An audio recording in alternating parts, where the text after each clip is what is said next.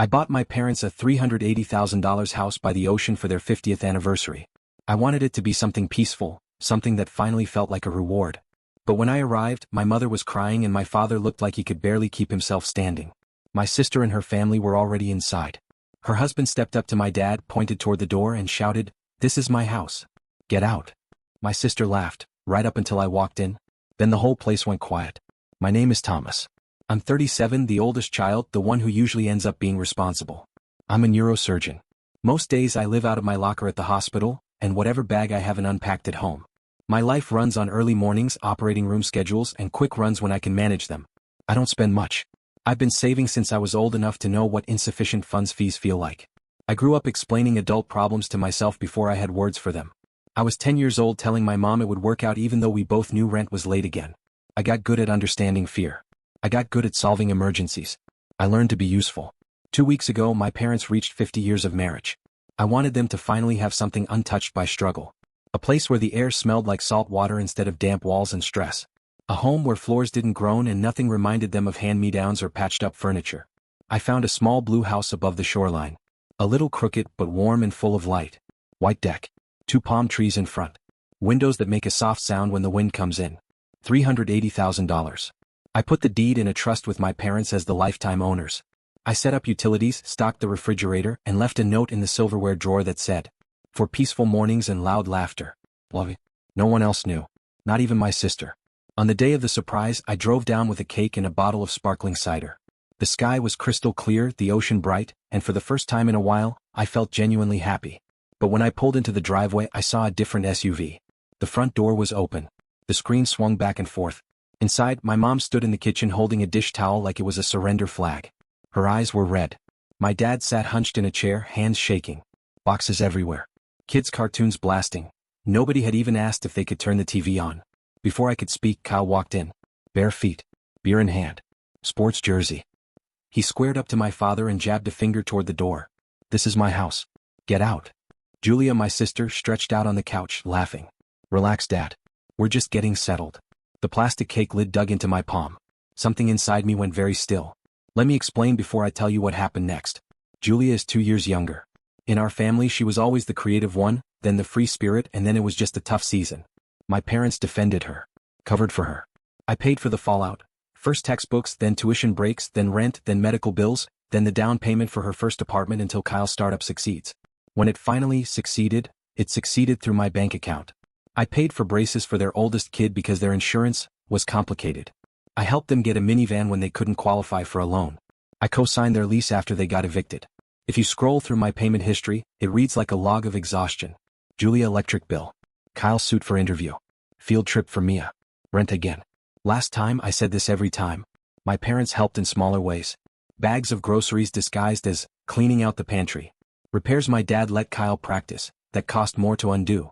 And always the same line. "You know your sister. Not everyone is like you, Thomas. You were just born grown." Meanwhile, I was sending money from call rooms at 2 a.m. so they wouldn't be locked out in the morning. Somewhere along the way, I stopped being a person and became their emergency fund. So when I bought that beach house, I structured everything carefully. Trust. Taxes prepaid. HOA paid. Locks replaced. I stayed one night, made sure everything worked, then drove back to perform a brain decompression surgery on a boy with a tumor the size of a plum. The house was theirs. Until Julia saw Dad's Facebook sunset photo and tracked the location. She and Kyle arrived with their kids and their dog. Mom told me later they just came to look. Then it became their staying for the weekend. Then they said it's our family home. Then silence. While I was in surgery, Julia posted a selfie in my parents' kitchen. Home sweet home. The comments were all encouragement. Kyle wrote, "Finally a place where the kids can be kids." I messaged my dad. "I'm coming. Don't sign anything. Don't agree to anything. I love you." I drove down immediately. I tried to rehearse calm. I tried to plan. But when I stepped into that house, Kyle was already yelling upstairs. "You two are old. Stairs are dangerous anyway." "You'll fall," Kyle said. "This is a family house. We're family. We'll take care of it." My mother tried to speak. "It's Thomas's gift." Kyle cut her off with a shrug. "He gave it to you. And you're letting us use it." Same thing. Julia didn't even stand up. She just gave that little smirk she does when she thinks she's being clever. "Don't make this dramatic, Mom. We'll handle the bookings." "Bookings." Kyle gestured toward the window like he was giving a tour. "Beachfront, peak season. I already listed it this morning. Easy income. You two can have the downstairs when it's off season. I looked at my dad's hands. They were shaking, the way they only do when he's beyond angry trying to keep control. This is the same man who once worked 3 jobs and still made it to my school concert wearing a uniform that smelled like fryer oil. And now someone was telling him to step aside in his own house, a house he had barely had time to feel was his. I was raised to be useful, not loud. But my father's last text had been a call I couldn't ignore. I set the cake on the counter. It looked ridiculous between crumpled fast food bags and open makeup kits. My voice came out even. Who told you this is your house? Kyle rolled his eyes. Family house, family money. Don't make it weird. Julia, sing-song, we're not asking Tommy. We're just letting you know. My mother's face crumpled. Thomas, can you please explain? Kyle jabbed a finger at my father again. He can explain from the porch. Julia laughed lightly. Babe, stop, Dad knows we love him. My father's jaw clenched. No words. Just pressure. Something in me clicked. Clear.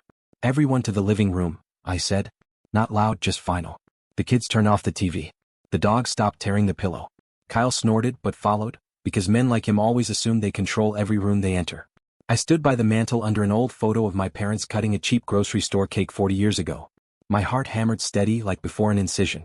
I took a folder from my bag and set 5 documents on the coffee table. Deed, I said, tapping the first. Filed last week. The property belongs to the Sam and Ruth Life Trust. Lifetime occupants, my parents. Exclusive right to live here. Kyle squinted, annoyed. In English. In English, I repeated. You don't get a key, Kyle? He laughed. Bro, try and stop me. I tapped the second. Trust agreement. I'm successor trustee. I'm legally responsible for maintaining the house for my parents' well-being. And I am required to remove anyone who interferes. Julia's voice turned syrupy. Oh, come on, Thomas. We're helping.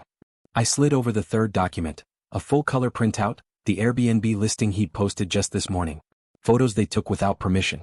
Description, entire home. Booking calendar full through August. Payout account, Kyle's bank details, blurred only for the kids. Kyle shifted. So what? They could use extra cash. I placed the fourth sheet, a printed group chat. The one Dad forwarded to me. Julia's message in gray. He always folds when Mom gets emotional. I'll remind him about med school loans. So excited to have our beach place. Julia reached for it. I put my hand over the page. Then I set down the 5th, HOA regulations. Clause highlighted, no short-term rentals. Here's what's going to happen, I said. You're going to pack. Today. You're going to delete the listing. You're going to contact every guest and issue refunds. You're going to apologize to Mom and Dad for frightening them in their home. Then you're going to leave your key on this table. Julia blinked like I'd spoken another language, then laughed high and sharp. Or what, Tommy? Or, I said, I fulfill my responsibility as trustee. Kyle stepped toward me, chest puffed like playground bravado. Duty this. Mom whispered, Kyle, please? I placed my phone on the table, screen up. Email drafted to the HOA board, attachments ready. Another to the HOA legal counsel. A request to the county to flag the parcel for illegal rental use. A text thread with a locksmith named Victor, already parked down the street. I'd called him while driving. Kyle stared. You wouldn't. I would, I said. And I already did. Julia grabbed for Mom's arm. Mom, tell him. Tell him this is family. Mom didn't look at her. She looked at me. Thomas, she said softly, voice trembling. Do what you need to do. Kyle's face shifted. He pointed at my father again, the same gesture that started all of this. Old man out. I stepped between them. My hands didn't shake. I've held open skulls with less steadiness. Point at my father again, I said quietly, and the only door you're going through is the one Victor is about to lock behind you. Silence. Even the cartoon stopped. Julia tried one more angle. You're heartless. You're abandoning your family. I let out a breath. I'm done being your wallet. That's not abandonment. That's a boundary. Kyle muttered, we'll see about that, and lunged for the folder, like tearing paper could undo law. I calmly gathered the documents, slid them back into the folder, and turned to my dad. Dad, I said. Do you want to stay in your living room? He swallowed hard. Yes. Then everyone who does not live here, go pack. No one moved. The doorbell rang. Victor Locksmith. Right on schedule. It took 3 hours. Because chaos always takes longer to clean up than it does to start. Victor changed the locks while Kyle stormed around the driveway in a low, angry rant. The kids packed silently. The dog barked. Julia cried the kind of crying that expects someone to rush in and soothe her. I didn't. I sat with Mom at the kitchen table and made tea. She kept wiping her eyes. I didn't want to tell you, she whispered. I thought we could smooth it over, Mom said. They came in so fast. They said it would be easier for us. No stairs for your father. Less to clean. Her voice was small, like she was apologizing for believing something she wanted to be true. They said they'd handle the hard parts, she added. The hard parts, I said quietly, are the parts that make it yours. She gave a little nod, the kind of nod she's given her whole life when she's blamed herself for weather, luck, gravity, things no one controls. Dad stared out at the ocean. The tide was coming in slow. I thought I'd be stronger, he said. I should have told them to leave. You called me, I told him. That was the strong part. In the living room, I opened my laptop, connected to my hotspot, and began unwinding the damage one line at a time. Cancellation. Refund. Apology. Cancellation. Refund. Explanation. I wrote to every guest. Listing removed by owner. Refund issued. The one who threatened to leave a bad review got a screenshot of the HOA policy. Then I drafted a letter to the neighbors. You may have seen unfamiliar cars. There was confusion. The home will not be used as a rental. Thank you for your patience. The family at 24C Spray. Julia tried to spin the situation 3 different ways. First attempt, soft and sweet. We were just excited for them, she said, sitting on a packed suitcase like she was posing for a sentimental commercial. I just wanted the kids to spend more time with Grandma and Grandpa. You know how you're always working. Second attempt, logical, almost managerial. It makes sense if you think about it. You're never here. They're getting older. We're the ones with time and energy. Third attempt, venom dressed as insight. You think money makes you the parent, Thomas? It doesn't. You just throw money around so you don't have to actually be a person. I kept my voice level. I bought a house for our parents, I said. Not a permission slip for you to take it. She flinched at the word take, then her expression hardened. We'll remember this, she said. I hope so, I replied. Kyle refused to hand over the key. Come get it, he said, smirking, a smirk that died immediately when he realized the lock had already been replaced. I reached past him, pressed 0000, then changed the keypad code to 1. Dad whispered to me, the year my parents first met. Kyle watched the moment his leverage evaporated. You think you're smart with your paperwork, he said. I know a guy. I know the county clerk, I said. And your guy is about to tell you that a legal trust beats whatever tantrum you're about to throw. He stared at me, searching my face for hesitation. I didn't give him any. When they finally packed up, Julia hesitated on the porch. You could have just talked to me, she said. I have been talking to you, I said. For 10 years. Her jaw tightened. You'll regret this. When they need help and you're not around. I looked at my mother pouring more tea, finally breathing normally. I looked at my father with his hand resting steady on the armrest. I am around, I said. For them. They drove away. The dog barked at the window like it had something to add about property rights. Once they were gone, the house felt different. Same walls, but the air settled like a storm had moved offshore. The sound of the ocean came back. The quiet returned. I walked through the rooms with a trash bag, picking up juice boxes, a plastic tiara, 2 socks that didn't match. In the guest room drawer, I found a printed business plan, Kyle's, estimating rental profits at 5 times the HOA fines. In the margin, Julia had written, Tom won't say no if Mom cries. I set the paper down as if it had edges. Mom apologized for the mess. I told her it was just crumbs. At sunset, Dad touched my arm. Son, he said, I don't know how to say this without sounding like I failed you both. You didn't fail us, I said. You gave everything you had. You just gave too much to her for too long. We all did. He nodded. And the nod felt like exhaling truth. I made a simple dinner. We ate outside. Mom told a story about her first apartment. The one with the mouse she named Bernard because he only showed up on Sundays. Dad laughed. The specific laugh of a man not bracing himself to protect everyone else. My phone buzzed nonstop. From Julia, you made Mom cry. From Kyle, cease and desist, Dr. Boy. From a cousin of Kyle's, we're coming down next weekend, right? We already told people. I flipped the phone over and kept eating. That night, I installed a porch camera with a cheerful chime, something my parents would actually like. I labeled the folder with the alarm codes Happy Things in big letters Dad could read without glasses. I placed copies of the deed, trust documents, and HOA policies in a drawer labeled Boring Armor. When I was leaving, Mom stood in the doorway, sweater tight around her. I'm sorry it came to this, she whispered. I'm not, I said. It needed to. The next week was messy. Julia filled the family group chat with accusations. Thomas stole a house from the grandchildren. She posted Instagram stories with white text on blank backgrounds. When money makes you cruel. Then a picture of my car in the driveway. Some people think they can buy love. I didn't respond. I made a wall. I called our aunt, the one who still believes in plain language. I told her exactly what happened. She said, finally, Thomas. And that was that. I sent Julia and Kyle one email, calm, dry, almost boring. All communication about the house goes through me. You do not have permission to enter the property. Any attempt to do so will involve the HOA and our attorney.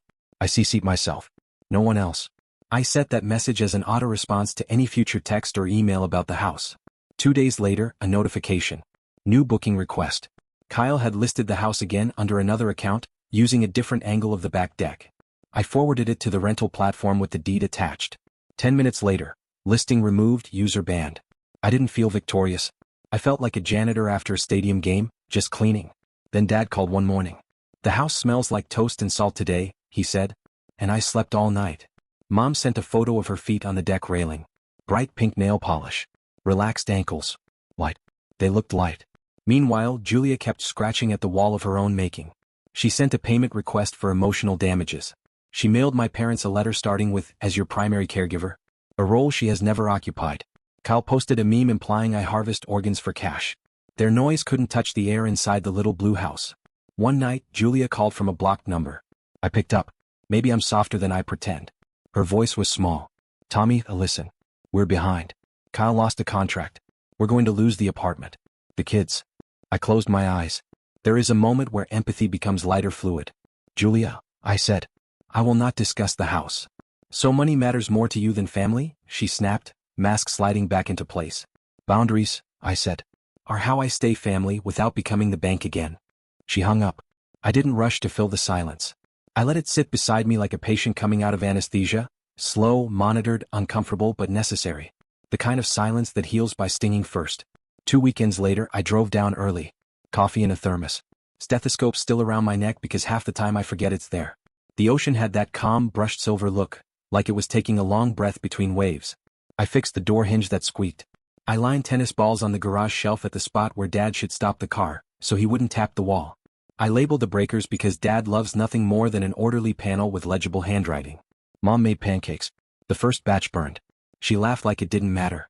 We sat together, eating, talking about absolutely ordinary things. Groceries.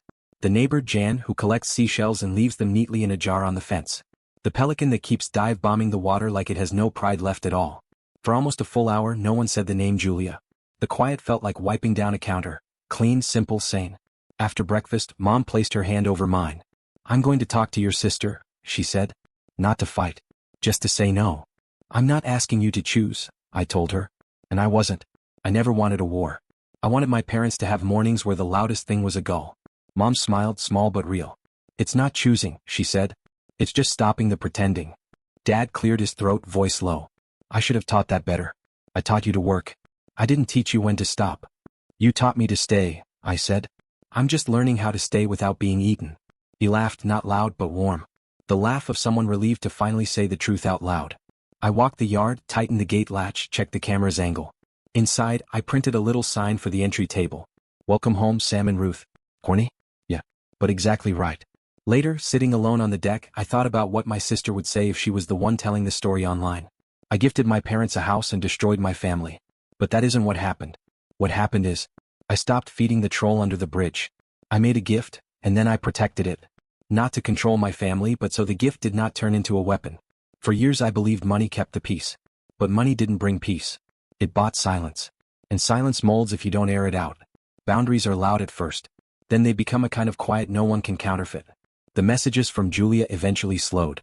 Kyle found someone else to argue with. My parents started practicing small no's that sounded finally like yes to themselves. "No, we can't watch the kids this weekend." "No, we can't drive across town to fix the car." "Yes, we're going to take a nap." "Yes, we're going to sit on the porch and name silly boats in the harbor." About a month later, my niece, 16, eyeliner, band t-shirts, trying so hard to be grown, sent me a DM. "The house is pretty. Grandma looks happy there." I typed back, "Come visit if Grandma says yes." No bookings. Just pancakes. She sent a laughing emoji. Then, okay.